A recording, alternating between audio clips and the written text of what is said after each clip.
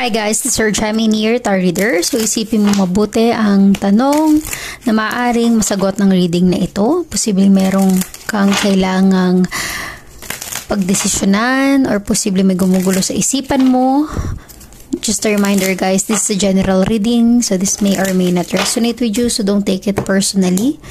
This is just a guide.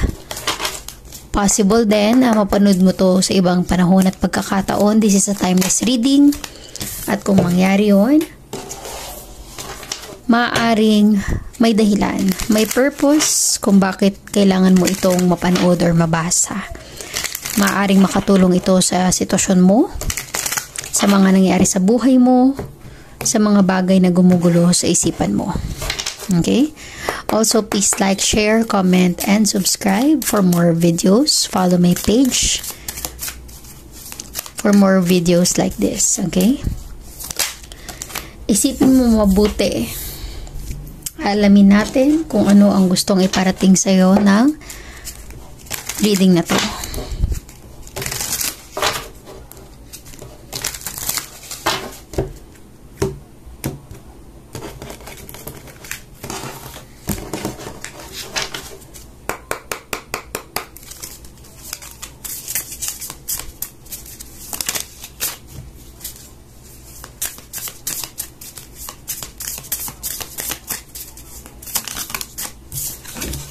Okay, let us see. You have 3 cards for you. Okay.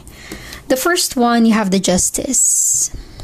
Maaaring ikaw ay connected with a strong Libra energy. Posibleng may letter J, may letter A, may letter K sa pangalan mo or sa taong involved sa'yo, sa sitwasyon mo. Nafe-feel ko dito parang may naging unfair sa mga nangyari sa buhay mo. Hindi makatarungan. May favoritism para sa iba. Pero nafe-feel ko dito sa reading na to, sa card na ito, is nabigyan na ng hustisya. This is some kind of a karma, justice. Okay? Let us clarify later on kung ano pa ito. Posibleng connected ka with an air sign energy. Libra. The second card is this is the Page of Swords. Okay, the Page of Swords is also an air sign. Ang air sign is Gemini, Libra, and Aquarius. It feels like merong gustong mag-reach out, merong gustong kumausap, may gustong sabihin or aminin, pero nag-aalinlangan, walang lakas ng loob, nahihiya. I'm getting here with the Justice and the Page of Swords energy. Para bang kung may taong naging unfair sa'yo, nagkamali, or hindi nakagawa ng maganda sa'yo, ngayon, nararamdaman or nararanasan niya na yun. This is some kind of a karma sa person na nakagawa ng hindi maganda sa'yo or naging unfair sa'yo.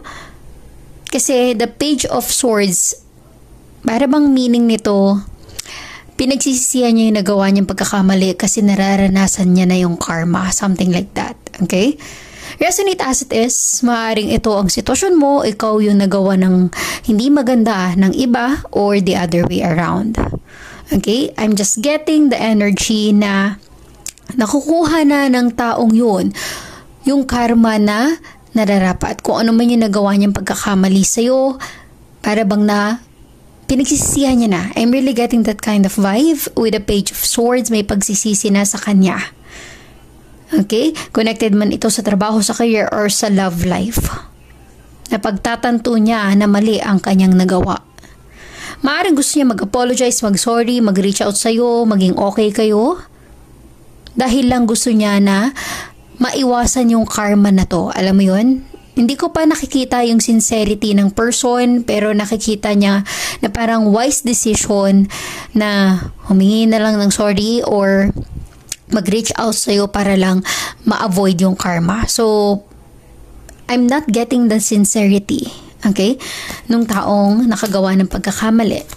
You have the 9 of Pentacles. Maaaring ikaw ay connected with an earth sign, Taurus, Virgo, Capricorn, or posibleng you have an earth sign energy. Possible na may letter A, May letter J, may letter I sa pangalan mo or sa taong involved sa'yo.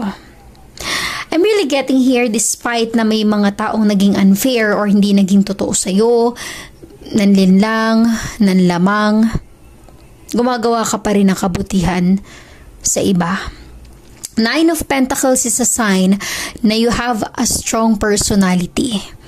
Kasi kahit na may mga taong ganito, puro negative vibe ang pinapairal or alam mo yun, nangiinis, nangbubuisit sa ibang tao, nagawa or nakukuha mo pa rin maging positive sa buhay. Kaya you have the Nine of Pentacles kasi ibig sabihin yan, kahit may mga problema kang pinagdadaanan, hindi ito yung pinagtutuunan mong pansin. Mas nakafocus ka sa mga bagay na mag-grow, sa mga bagay na mag-i-increase, sa mga bagay na makakatulong sa'yo in the near future. And that is so much positivity. Kasi ibig sabihin yan, you are attracting a good vibe, a positive energy, despite na maraming mga negative energy sa paligid mo, hindi ka doon nakatuon, kaya yun ang bumabalik sa'yo. Gaya nga ng sabi ko, justice, karma, kung ano yung minamanifest mo, kung ano yung energy na ina-attract mo, yun ang babalik sa'yo. Okay? And I'm really getting a good vibe sa'yo with the Nine of Pentacles. Kasi kahit gaano kadaming problema ang dumadating sa buhay mo or napagdadaanan mo, nagagawa mo pa rin maganda or makabuluhan yung buhay mo. And may magandang balik yan in the near future. Okay? So hopefully, nakatulong ang reading nito sa sitwasyon mo. Please like, share, comment, and follow my page for more videos. Have a great day.